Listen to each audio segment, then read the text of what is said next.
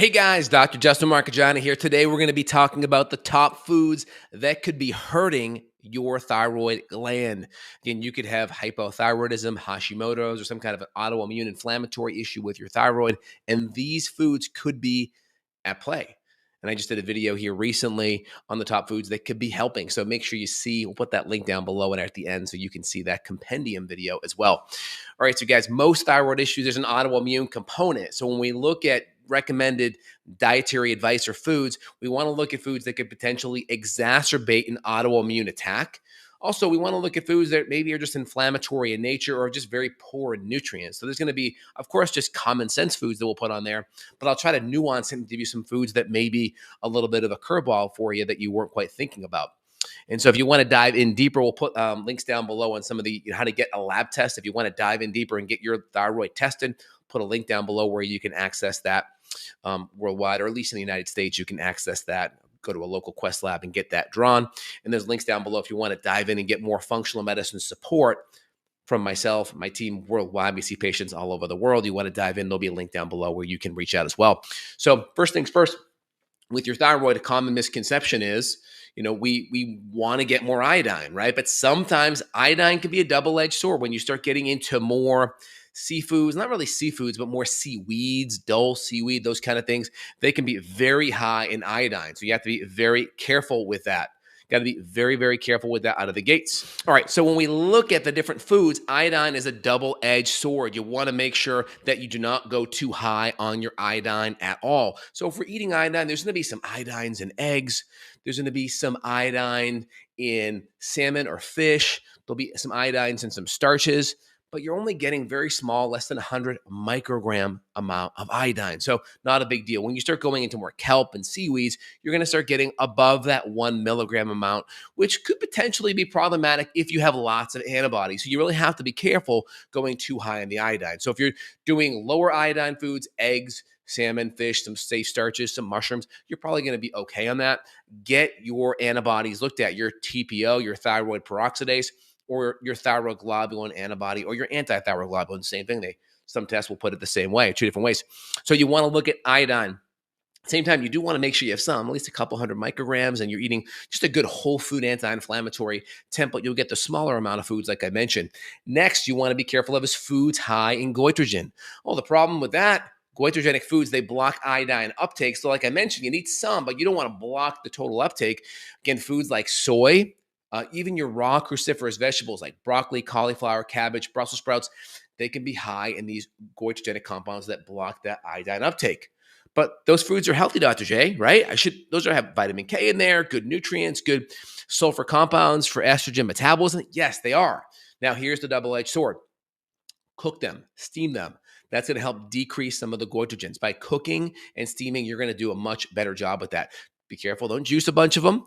And don't eat them raw. That's where you're going to really get into trouble. And then just try to balance it out with other foods that aren't super goitrogenic. And, we can always, look at doing an iodine uptake test or some kind of an iodine absorption test too. But I like to look at someone's diet. As long as I'm seeing a small amount of goitrogenic food, just cook it, just steam it. And that's going to break some of those goitrogens down. And then just try to balance that with other foods that are less, other vegetables that are non-starchy leafy greens that are less on the goitrogenic side. So less of the cauliflower, cabbage, broccoli. And again, these are going to be your low FODMAP carbs. So a lot of my patients that have thyroid issues may have a lot of gut issues, SIBO, bloating, gas. And so we may have them on a low FODMAP diet anyway, which would actually cut some of those foods out. Like if you have motility, bloating, gas, constipation, we may actually go lower FODMAP, which does those higher goitrogenic foods out coincidentally. Gluten's going to be a big one. Gluten is associated with Hashimoto's thyroiditis. You can go on PubMed right now. Gluten and Hashimoto's, tons of studies on it. Again, plus gluten doesn't have any magic nutrients that you can't get from leafy greens or good proteins and fats. It's not like there's just this awesome nutrient there you can't get somewhere else. And so it makes sense. Replace it with another starch. Most people are eating gluten because they want a starch. Well, just choose a safe starch, whether it's a squash, sweet potato, greener banana, parsnip, rutabaga, turnips. Those are all better options. Just try to choose the lower FODMAP or even just a safe starch. Like if you're trying to just be paleo, you could even do some white potato or regular sweet potato and you'd probably be okay. But gluten, the surface proteins on gluten has very it's very much similar to the surface proteins on the thyroid. And so when your body takes these proteins in, it can increase gut permeability. There's studies on non-celiac gluten sensitivity, still increasing gut permeability. So you can not be celiac, not having a significant gluten allergy, but that gluten protein, which is the protein in primarily wheat, supposedly barley and rye as well, but gluten is primarily wheat, that can increase that gut permeability, open those tight junctions, allow that protein, that surface protein is very similar coating as your thyroid tissue. And so when your immune system sees that, they can tag it and make antibodies for it. And then the poor old thyroid gland gets caught up in that crossfire, if you will, that molecular mimicry crossfire. And so cutting that out can reduce the inflammation. Plus, gluten has a whole bunch of Roundup residue associated with a lot of genetically modification, which can increase gut permeability and increase inflammation.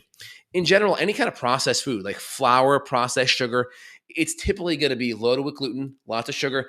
When you have a healthy thyroid gland, you want good blood sugar because thyroid controls metabolism. When you're taking your blood sugar and making it go up and down like a roller coaster ride, that's going to put stress on your thyroid and your adrenals because your body is pumping out insulin to bring that blood sugar back up, back down. So the blood sugar's up, right?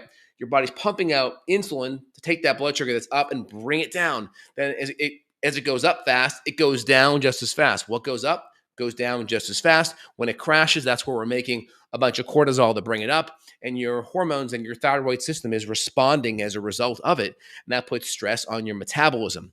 We want good fuel, we want good stable blood sugar, and then our metabolism does not have to worry about it because insulin can impact thyroid conversion. And so when we're surging insulin, that can impact T4 to T3 conversion. Our active, or say our inactive thyroid, T4 is more inactive.